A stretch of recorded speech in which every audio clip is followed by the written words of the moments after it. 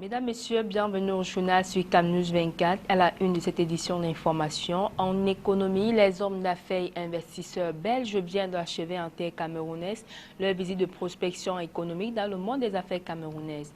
Et puis en agriculture, domaine perçu comme étant un emploi incontournable tant sur le plan national qu'international, tel est le message délivré par Crop Live Cameroun, branche nationale de Crop Live International. Une fois de plus, bienvenue à tous. Au ministère de l'Habitat et du Développement urbain, le ministre Jean-Claude Boinchou officialise l'installation de nouveaux responsables nommés le 25 février 2016 par le Premier ministre chef du gouvernement, Philémon Yan. Le nouveau vent a été ensoufflé ce 3 mars à Yaoundé. Jean-Pierre Bitongo, Joseph Ateba et Colombe Katal.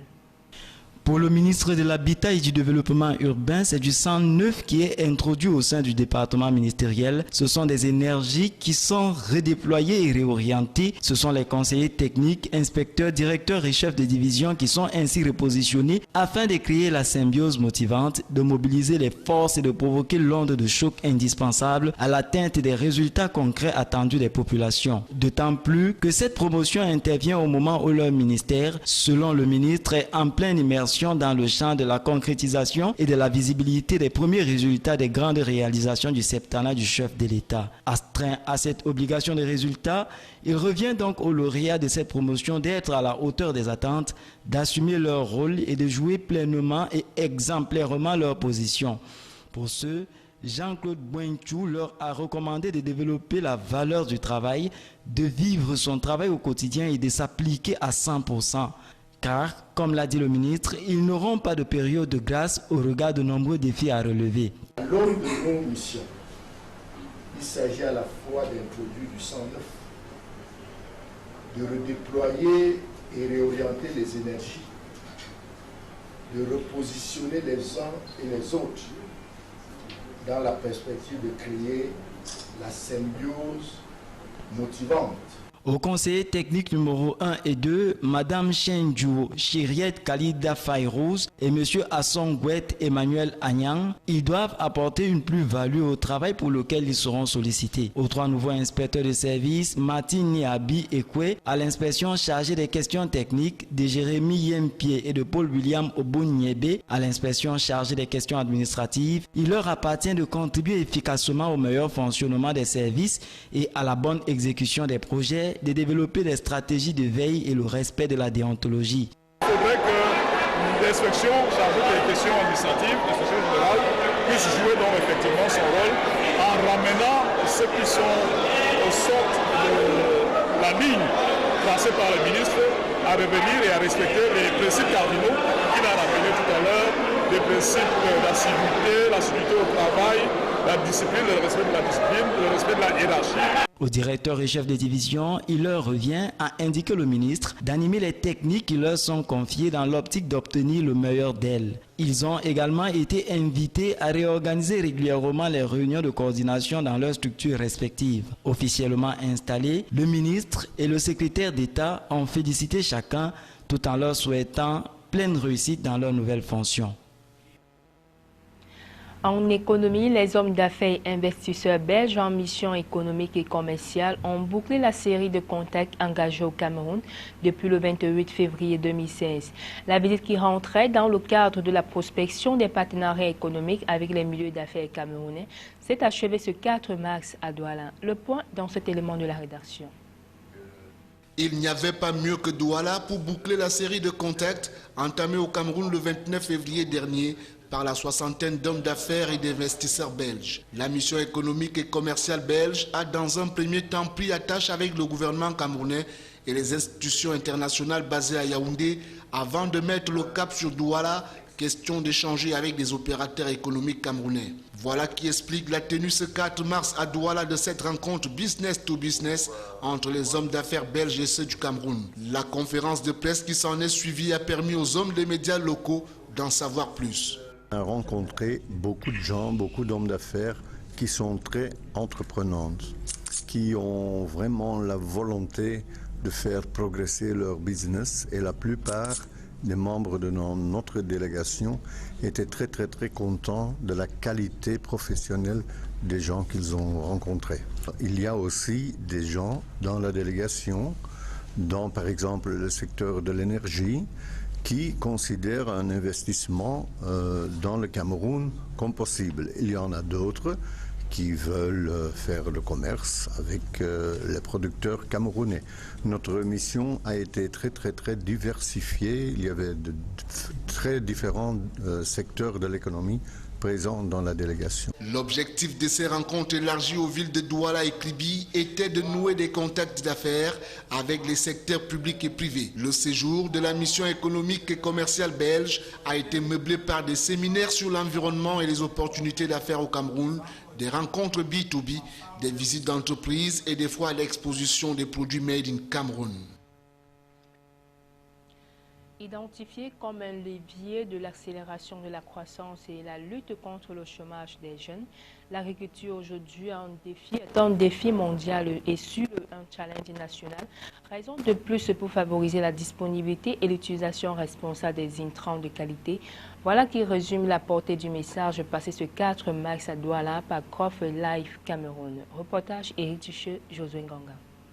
L'augmentation qualitative et quantitative de la production agricole passe par l'utilisation rationnelle et responsable des intrants de qualité. Il est donc une obligation pour l'agriculture de faire recours à des semences sélectionnées, aux produits phytosanitaires efficaces et respectueux de l'homme ainsi que de l'environnement. À cet éventail de besoins s'ajoutent des engrais de qualité, du matériel et des équipements adéquats. Voilà qui justifie la tenue de ce séminaire de formation organisé pour le suivi des 10 produits.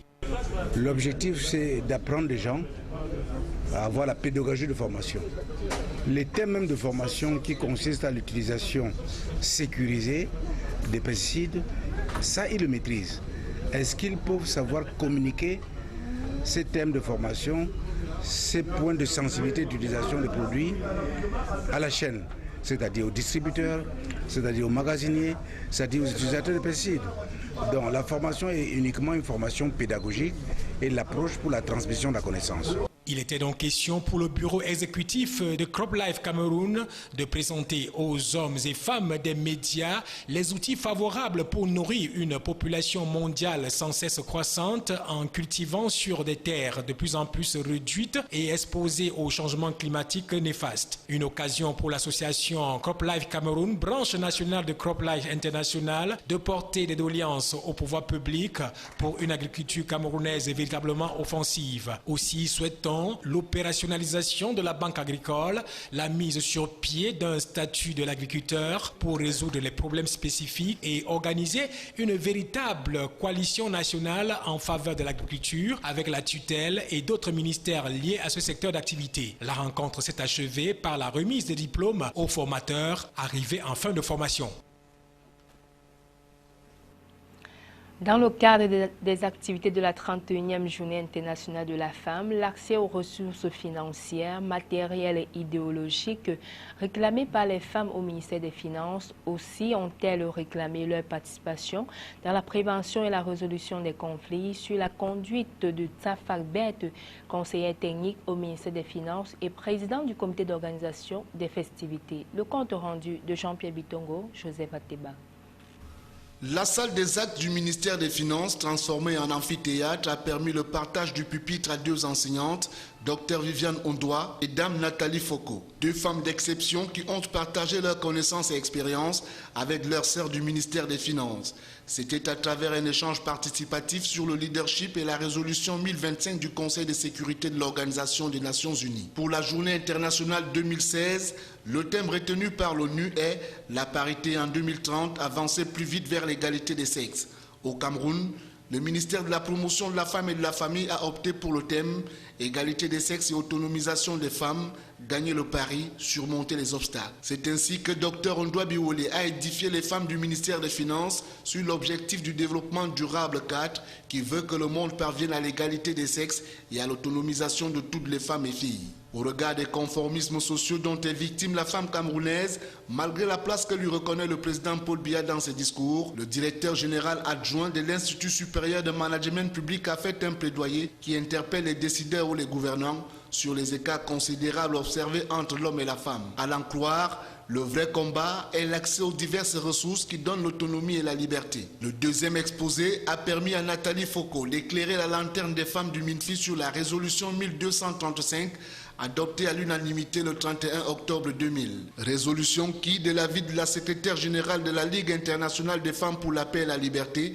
impose aux différentes parties d'un conflit de respecter le droit des femmes et de soutenir leur participation aux négociations de paix et à la reconstruction post-conflit. Nous avons choisi le thème leadership et résolution des conflits parce qu'en réalité, face à tous les défis qui interpellent la femme au niveau du ministère des Finances, il faut qu'elle puisse faire preuve de résilience. Résilience parce que les défis qui lui incombent sont énormes. Résilience parce que la proximité avec les hommes dans ces sujets très phallocratiques des chiffres font que la femme du ministère des Finances doit être suffisamment armée pour pouvoir effectuer les missions qui lui sont confiées. Il ne reste qu'à attendre patiemment le jour J pour la grande parade au boulevard du 20 mai à Yaoundé. Activité de la Journée internationale de la femme dans les administrations publiques, les dames de la délégation régionale du ministère des Transports pour le littoral ont pris part à un forum éducatif et de sensibilisation ce 4 mars 2016. Reportage Éric Tucheux, Josué Ganga. En plus de la brillante explication faite sur le thème fédérateur de la 31e Journée internationale de la femme par Madame le délégué des transports pour le littoral, à savoir égalité des sexes et autonomisation des femmes, gagner le pari, surmonter les obstacles, plusieurs autres exposants ont entretenu les femmes de la délégation mine transport pour le littoral, notamment sur l'importance d'une bonne formation en conduite automobile. Oui, le thème était basé pour nous les femmes qui sortons de ce secteur, de donner l'importance de la conduite, d'une bonne formation en conduite automobile. Alors, moi, je suis Dine Jocelyne Flan, experte en formation. L'assistance a également été édifiée sur l'obtention du permis de conduire, la prévention routière, la sécurité maritime, les mesures applicables dans les agences de voyage pour la lutte contre l'insécurité ambiante Boko Haram. La délégation départementale des transports pour le Vouri, quant à elle, a exposé sur l'importance de la carte bleue, la carte grise, ainsi que les mécanismes du transport ferroviaire et le changement climatique. Ce journal s'achève. Merci de votre aimable attention. Surtout, restez des nôtres.